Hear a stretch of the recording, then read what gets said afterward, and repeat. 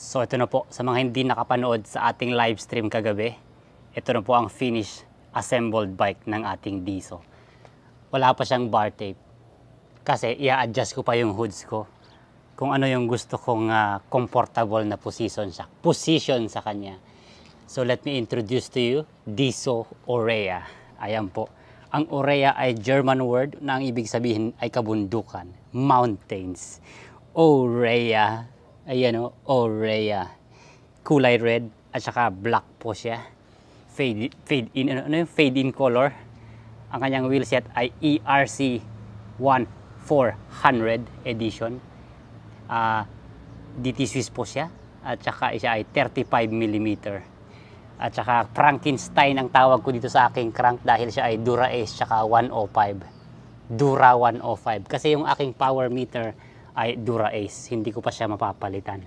Bala ko itong palitan ng 4832 3 weeks before Taiwan KOM para mas gumaan pa ng konti ang aking pagpadyak. Meron tayong Ultegra Di2 na group set po dyan. Yung ating rear derailleur at saka front derailleur. R8050 po siya. Tapos connected siya sa R8070 na shifter.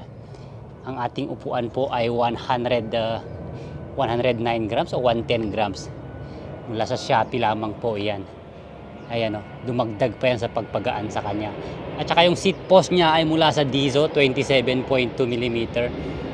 Siya rin po ay magaan na product. 155 lamang po. 155 grams lamang. Balik tayo. Yung kanyang water bottle ay lightweight.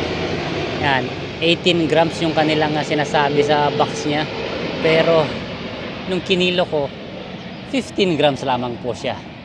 UCI registered din po ang bisikleta na ito. At saka ano pang masasabi ko, itong malupit dito, yung ACR, yung talagang integrated cable routing sa kanya.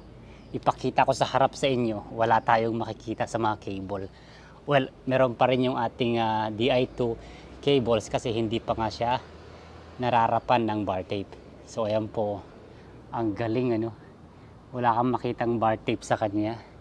Nagpintas ko na yung disc brake for the first time. 7.1 kg na disc brake. Unheard of, di ba? Ultegra pa yan. Paano pag nag-Di2 pa yan, di ba? Paano pa pag nag-Di2 na tayo? Hindi mas mamagaan na yan ang todo. Di ba? DT Swiss. Ano pa pwedeng i-upgrade dito para maging sub 7 kilo siya? Right now, ang total niya, sasabihin ko na sa inyo, 7.105. Nung kinilo ko ito, without the pedal, without the water cage, nung natapos namin is 6.87. 6.87. Ngayon, kinilo ko to kanina, 0.35. I mean, 235 grams. Excited ako. Wala kasing kasamang mag-film para may mangkikilo sana para makikita natin, di ba? Yan, ang galing. Tri-peak ceramic bearing. Pati yung BB niyang bottom bracket niya is tri-peak din. Ang sarap ng spin niya. Ensayo na lang. Dagdag pa tayo ng ensayo. Ayan, maraming salamat sa panonood. Don't forget to share the video, guys. Galing, ang sexy. Ang sexy ni Diso. Nagmula tayo sa letter D, Debel. Ngayon, letter D ulit, Diso. Di ba? Ay, galing. Orea. T1100 po yung kanyang carbon layup. T1100. Nakikita ba nyo? Size XS po ito. 470 mm. Yan. Thank you for watching. Clean look ba?